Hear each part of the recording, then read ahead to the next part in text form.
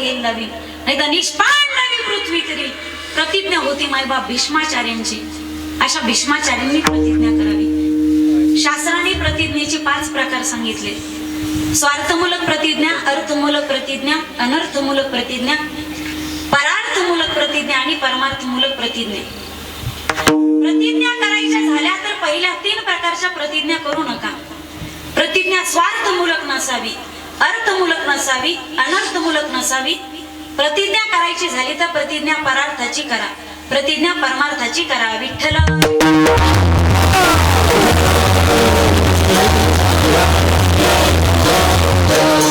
प्रतिज्ञा केली होती दुर्योधनाने महाभारतामध्ये स्वार्थमूलक.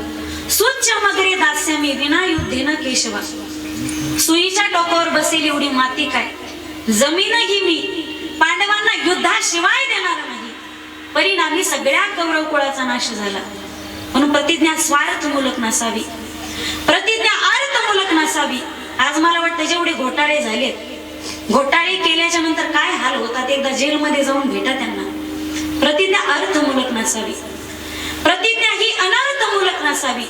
अरे जे राहतात भारतामध्ये पण हिताच्या गोष्टी पाकिस्तानच्या करतात. मला वाटतं जे हिंदुस्थानामध्ये राहून भारत माता की जे असं म्हणणार नाही म्हणतात ना, असे लाथा मारून बाहेर काढून दिले पाहिजे. आणि भारतामध्ये राहतात, जर तुम्ही या भूमातेशी प्रेमच करू शकत नाही तर इथं राहण्याचा अधिकार सुद्धा तुमचा नाही.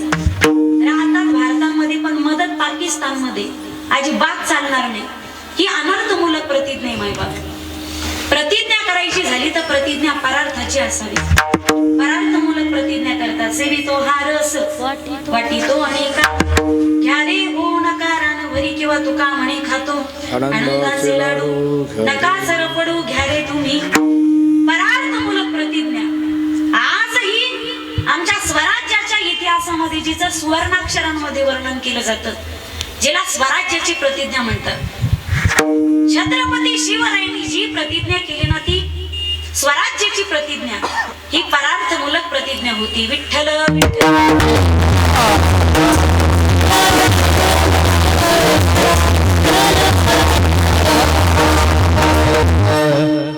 आऊसाहेबांनी राजांवरती बालपणापासून संस्कार केले, पाळण्यापासून संस्कार केले. मातीचे हत्ती दिले, मातीचे घोडे दिले, मातीचेच गड किल्ले करून दिले. आणि बघता बघता छत्रपती शिवराय 15 वर्षाचे झाले. आता माझा आवाज येत नाही म्हणून सगळ्यांनी मोबाईल काढले बरं का. माझा थोडा आवाज दादा चांगला द्या. नाही आवाज आला ना तर मी लगेच जय विठ्ठल करीन गड्या. पाठीमागे मला बडबड करताना दिसतंय, त्याचा अर्थ माझा आवाज त्यांच्यापर्यंत पोहोचतो. विठ्ठल विठ्ठल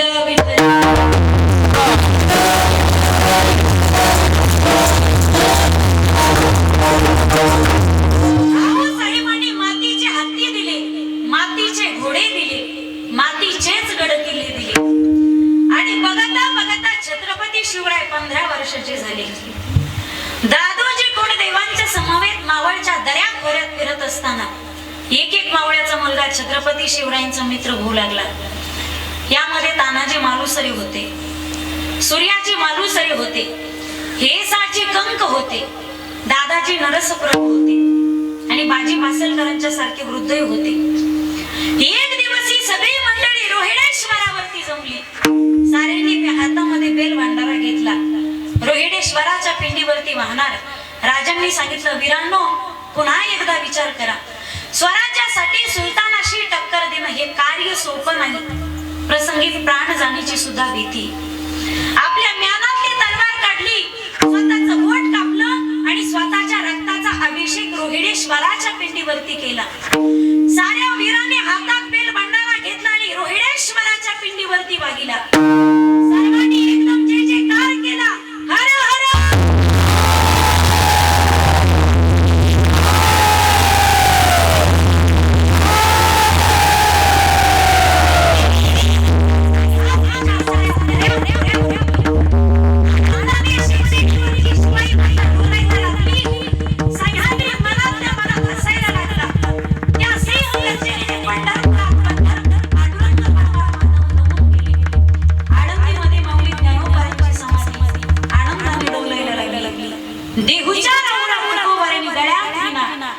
चिपळ्या घेतल्या, रामकृष्ण हरीच्या गजरामध्ये भजन आणि नृत्य करायला सुरुवात केली. प्रारंभ क्रांतीचा होता. महाराष्ट्राच्या आणि स्वराज्याच्या इतिहासामध्ये ही जी झाली हिला स्वराज्याची प्रतिज्ञा म्हणतात. प्रतिज्ञा करायची असेल तर प्रतिज्ञा परमार्थमूलक असावी. परार्थमूलक केली प्रतिज्ञा. वयाच्या 9व्या वर्षी भगतसिंगांनी विठ्ठल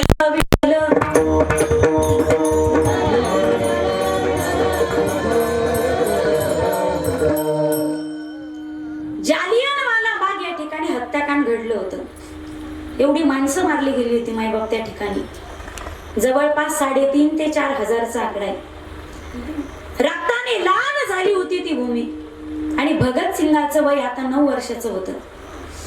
भगतसिंग त्या रक्ताने लाल झालेल्या मातीमध्ये गेले. चिमूटभर माती आपल्या हातात घेतली, कपाळाला लावली, त्या मातीचं ओठांनी चुंबन घेतलं आणि त्या मातीमध्ये प्रतिज्ञा केली की मा, तुझ्यावरती अन्याय आणि अत्याचार करणाऱ्यांचा एक दिवस मी बदला घेतल्याशिवाय राहणार नाही. भगतसिंगाचं वय आता 15 वर्षाचं झालं होतं. एक दिवस आईने आवाज दिला, भगत, हा मा, तुझा हात समोर कर.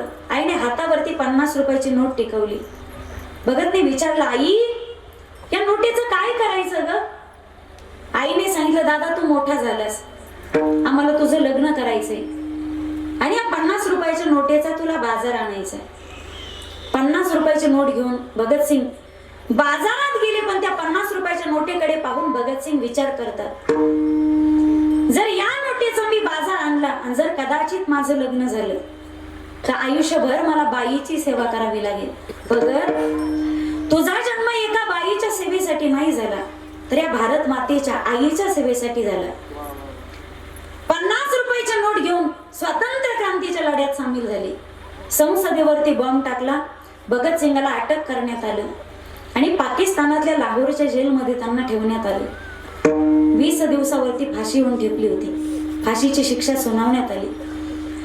एक दिवस भगतसिंगाची आई, भगतसिंगाची बहीण, भगतसिंगाचे वडील त्यांना लाहोरमध्ये भेटण्यासाठी गेले, जे पाकिस्तानामध्ये. तिथे गेल्याच्या नंतर आईने आवाज दिला, भगत. केस वाढलेले होते, दाढी वाढलेली होती, हातापायांमध्ये बेड्या होत्या. पण आईचा आवाज ज्यावेळी भगतच्या कानावरती आला, मायबाप, आईचा आवाज आणि बाईचा आवाज याच्यामध्ये फरक असतो. कान टवकारले गेले. आवाज दिला, भगत. हो मा. आई गजांच्या जवळ आली. भगतसिंग हळूहळू गजांच्या जवळ गेले. हातापायांमध्ये बेड्या होत्या, गळ्यातून एक पायात बिडी होती. कशा तरी पावलं टाकत ज्यावेळी गजांच्या जवळ गेले ना, ज्यावेळी आपल्या राजवैभवी पोशाखामध्ये मुलाला पाहणारी ती आई, ज्यावेळी त्या कैद्याच्या पोशाखामध्ये स्वतःच्या मुलाला पाहिलं ना, आईचं अंतःकरण भरून आलं. आई डसडसा रडू लागली. भगत, काय अवस्था केली दादा तू? आई रडत होती. मायबाप डोळे पुसण्यासाठी भगतसिंगाचा हात समोर जात होता, पण त्या तुरुंगाचे गज मध्ये आडवेत होते. डोळे पुसण्याचा प्रयत्न करतात. मा, रोना नाही, तू वीरो की मा आहे. अगं, वीर पुरुषाच्या आईला आई रडणं शोभत नाही, तू का रडतेस? रडू दे दादा. भगत, आता माझ्या जीवनामध्ये काय उरलं रे? त्या मुलाशी बोलते जो 20 दिवसांनी माझ्या समोर प्रेत म्हणून पडणारे. दादा, 20 दिवसानंतर जर तुला पाहायची इच्छा झाली ना तर कुठे शोधू मी तुला? कुठं दिसशील तू मला? त्या मुलाशी बोलते मी जो 20 दिवसांनी या जगात मला दिसणार नाही. आई, रडू नको. आई, माझी एक शेवटची विनंती आहे ग तुला. बोल माझ्या दादा, काय विनंती तुझी? आई, 20 दिवसांनी जेव्हा मला फाशी होईल ना आई, त्यावेळी माझं प्रेत घेण्यासाठी तू नाही यायचं. काय यायचं रे? एवढं नका कोठं रोज. काय यायचं नाही आई. 20 दिवसांनी माझं प्रेत पडलेलं असेल, मला फाशी होईल, माझं प्रेत घेण्यासाठी माझ्या वडिलांना पाठवायचंस. नको एवढा कठोर हो दादा. आई, ऐक माझं. ज्यावेळी मला फाशी होईल ना त्यावेळी माझं प्रेत घेण्यासाठी तू नाही यायचं, माझ्या वडिलांना पाठवायचं. कारण तू जर माझ्या प्रेतावरती रडत असशील ना आई, तर ते हरामखोर इंग्रज अधिकारी बोट दाखवून म्हणते, अरे पहा, ही भगतसिंगाची माय आहे, कशी रडते. आई, माझ्या जीवनातील तो माझा सगळ्यात मोठा अपमान असेल. आई, कळू देते इंग्रज अधिकाऱ्यांना, या भारतातील तरुणांना त्यांचं तारुण्य महत्वाचं नाही, या भारतातील तरुणांना त्यांचं कुटुंब महत्वाचं नाही, तर या भारतात भारतातील तरुणांना फक्त आणि फक्त त्यांचा देश स्वतंत्र करणं महत्वाचं आहे. आई, कळू देत इंग्रज अधिकाऱ्यांना. कदाचित जर भगतसिंग 70-80 वर्षाचे असताना जर कोणी त्यांना गोळी घातली असती आणि कदाचित जर मेले असते तर त्यांचा मी दृष्टांत या ठिकाणी सांगितला नसता. पण ज्या दिवशी भगतसिंग हसत हसत फासावरती जातात ना, त्यावेळी भगतसिंगाचं वय होतं अवघ 23 वर्ष 5 महिने 26 दिवसांचं. जिंदा देहने के मौसम बहुत है मगर जान देने की रुत रोज आती नहीं. हुस्न और इश्क दोनों को रुसवा करे वो जवानी जो खून में नहाती नहीं. आज धरती बनी है दुल्हन साथी हो, अब तुम्हारे हवाले वतन साथियों. चले हम फिदा जानत साथियों, अब तुम्हारे हवाले वतन साथियों. भगतसिंग या भारत मातेच्या प्रत्येक कणाकणाची शपथ घेऊन जी प्रतिज्ञा करतात मायबाप, ही प्रतिज्ञा होती स्वराज, ही प्रतिज्ञा होती भारत मातेला सुखी करण्याची, ही प्रतिज्ञा होती परार्थाची. प्रतिज्ञा करायची झाली तर प्रतिज्ञा परमार्थाची करा. प्रतिज्ञा परमार्थ मूलक असावी अथवा प्रतिज्ञा परार्थ मूलक असावी. माझे माऊली ज्ञानोबराय परमार्थ मूलक प्रतिज्ञा करतात. अवघाची संसार सुखाचा करीन आनंदे भरीन तिन्ही लोके, किंवा या विश्वाला सुखी करीन मी, तरी अवधान एकली दिजे मग सर्व सुखासी पात्र होईजे. हे प्रतिज्ञोत्तर माझे उघडई का. या संत मालिकेमध्ये असणारे जगद्गुरु श्रीमंत संत श्रेष्ठ तुकोबराय सुद्धा पारमार्थिक स्वरूपाची प्रतिज्ञा करतात. अभंगाची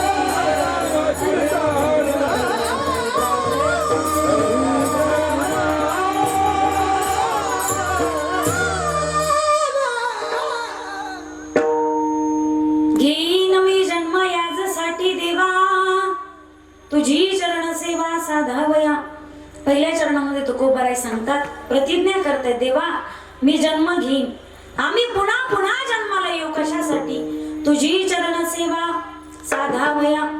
तुकोबाराय तुम्ही जन्म घेण्याची प्रतिज्ञा करतात, पण पहिली गोष्ट तुम्हाला येण्याचा अधिकार आहे का? त्या बाबतीत शास्त्राने 3 वर्ग सांगितले. काहींना येण्याचंही स्वातंत्र्य नसतं, जाण्याचंही स्वातंत्र्य नसतं. काहींना येण्याचं स्वातंत्र्य नसतं पण जाण्याचं स्वातंत्र्य असतं. काहींना येण्याचंही स्वातंत्र्य असतं आणि जाण्याचंही स्वातंत्र्य असतं. जीवाच्या बाबतीत विचार कराल तर आपण यायचंही स्वातंत्र्य नाही आपल्याला, जाण्याचंही स्वातंत्र्य नाही. पुनरपि जननम पुनरपि मरणम पुनरपि जननी जठरे शयनम इह संसारे खलु दुस्तारे कृपया पारे पाहि मुरारे भज गोविंदम भज गोविंदम भज गोविंदम मूढमते. किती वेळा जन्मा यावे नित्य भावे भजित किंवा दिनचार घडी का जीना.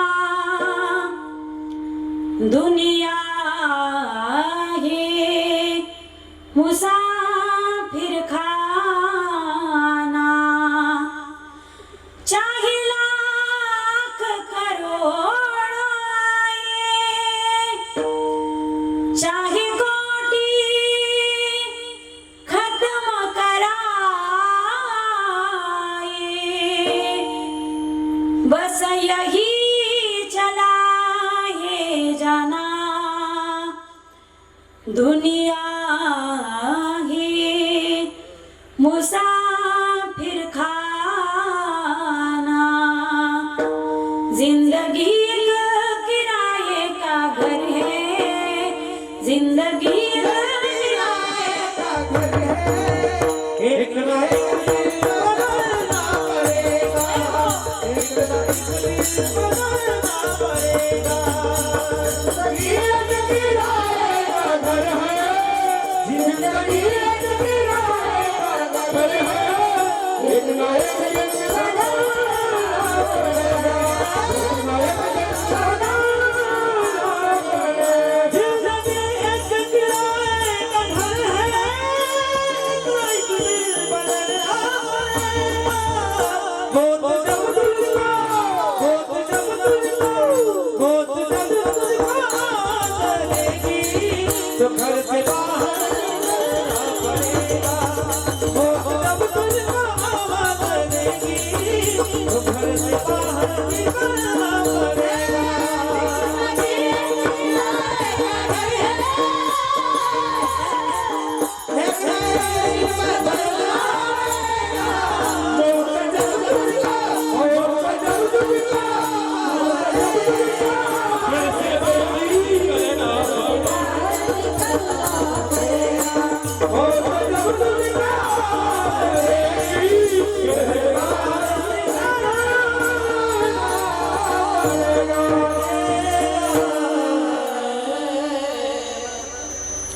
आपल्या बाबतीत विचार कराल तर आपल्याला यायचे स्वातंत्र्य नाही आणि जायचे स्वातंत्र्य नाही. मायबाप जगामध्ये असा तो स्वतःच मरण कोणत्या दिवशी हे निश्चित सांगू शकत होता. जगाच्या पाठीवरती असा एकच झाला जो सांगू शकत होता की 7 दिवसाच्या आत 1 तास सुद्धा अगोदर कोणीच माईचा लाल मला मारू शकत नाही. पण आपल्या आयुष्याचा पडदा कधी पडेल हे कधी सांगता येत नाही. जीवन इतकं चांगलं जगण्याचा प्रयत्न करायचा, सोडून द्या द्वेष मत्सर अभिमान अहंकार. कोणता काळ कोणता क्षण शेवटचा असेल माईबाप काही सांगता येत नाही. आता आपण या ठिकाणी बसलोत कीर्तन ऐकतो, पण घरी जाईपर्यंत तुमचं काय होतं आणि माझं काय होतं काही सांगू शकतो? माशी पंख पाकडी तव हे सरे. पण आहे ते जीवन खूप सुंदर जगण्याचा प्रयत्न करा गड्या. एखाद्याला आपल्याकडे पाहून जगण्याची प्रेरणा उत्पन्न झाली पाहिजे. एखादा आत्महत्या जरी करायला निघाला ना तरी सुद्धा जिंदगी में इतनी भी गलतियां मत करो के दुरुस्त करते करते रबर घी सजाई.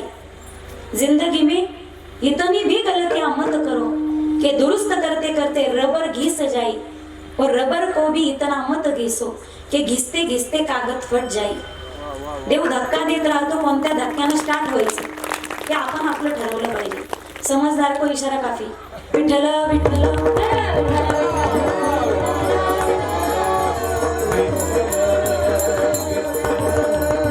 एकदा मिळालाय नरदेह मायबाप पुन्हा मिळेल की नाही याची शाश्वती नाही. म्हणून प्रत्येक क्षण एवढा सुंदर जगायचा आहे. आनंद या जीवनाचा सुगंधा परी दरवळावा. आनंद या जीवनाचा सुगंधा परी दरवळावा. काव्यातला सूर जैसा ओठातून ओघळावा. जिजुनी स्वतः चंदनाने दुसऱ्यास मधुगंध द्यावा. आनंद या जीवनाचा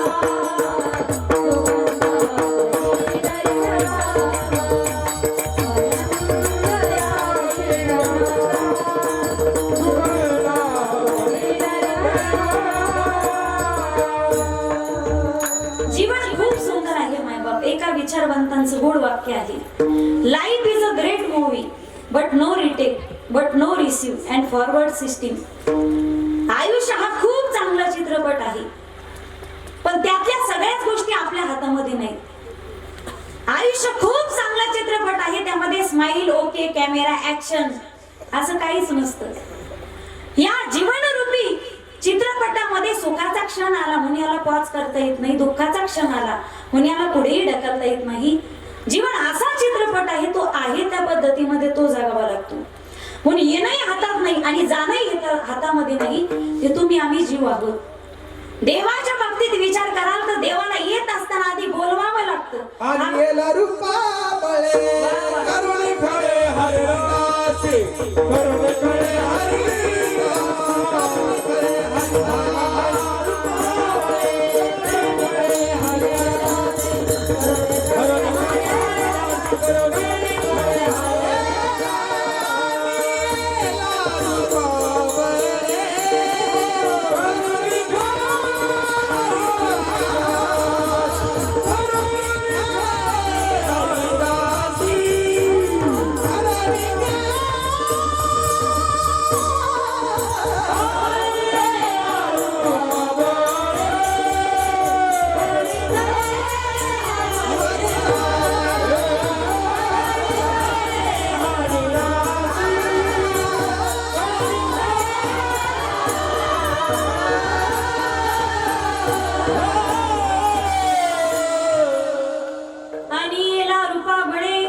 करुणी खडे हरिदासी आला नावा रूपा तुका म्हणे झाला सोपा.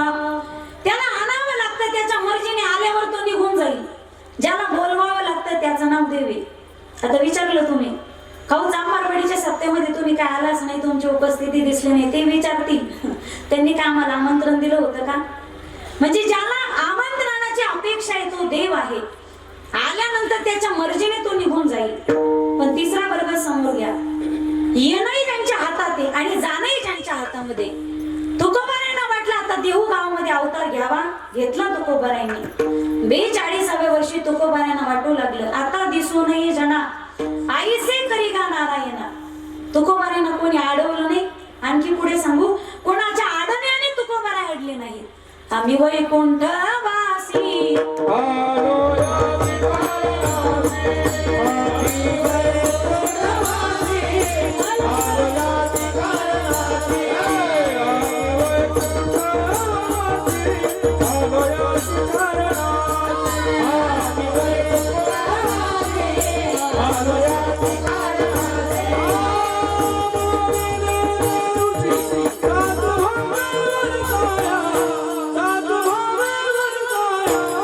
झाड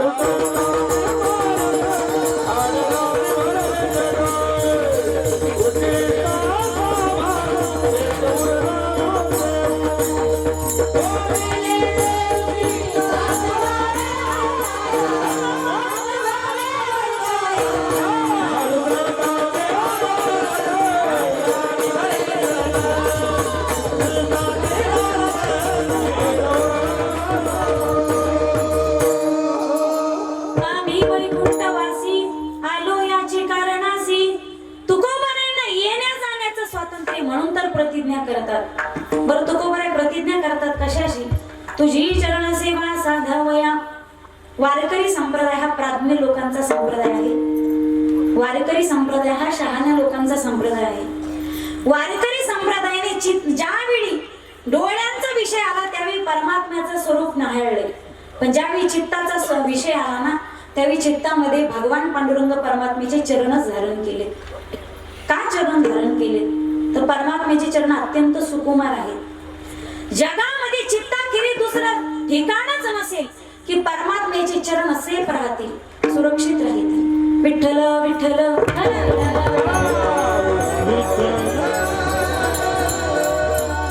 एकदा महाराष्ट्रातून काही धार्मिक सहलीसाठी लोक द्वारिकेला गेली.